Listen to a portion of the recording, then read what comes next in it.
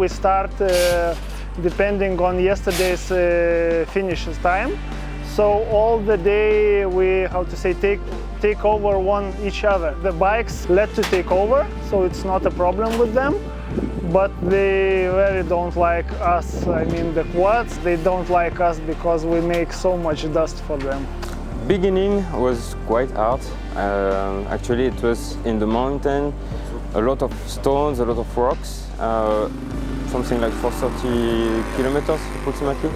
And then it was really fast track almost till the end. And at the end, we had again the same type of mountain with a lot of rocks. So that was exhausted.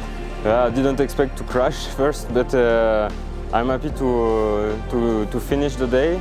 The day was more like endurance, not like a rally race. Very narrow uphills and downhills, a lot of stones, so it was very hard. A lot of you need to work, not so much places to drive very fast.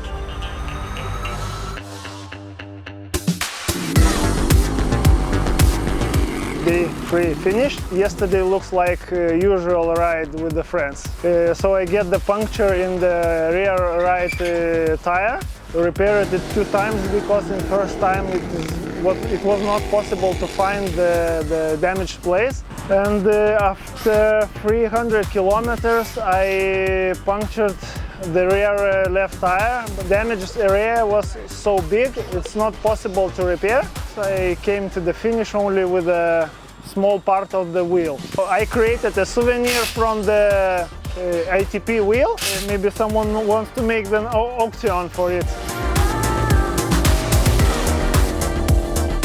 A long day. Some facts first. I think 400 kilometers and 11 hours on the ATV. So I'm exhausted. And I started third today. The first 14 kilometers went well. Motorbikes just go on the right to let me pass, and when I passed him, I fall into a big rut, like 1 meter deep, and then roll over for me. So I broke the front A-arm and bended the rear arm. The good thing is I had a arm on the bike, so I think I lost something like 2 hours to change it. And then I was able to be back on the track with 2 hours late. No one in front of me because I was super far from all of the others.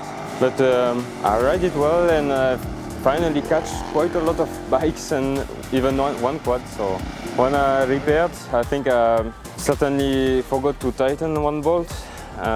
So it was the bolt of the shock absorber. I lose the nuts, and when I arrived on the fuel station, then I see the nuts missing and the shocks already almost fold from the bike. So one more adventure. I'm happy to be there.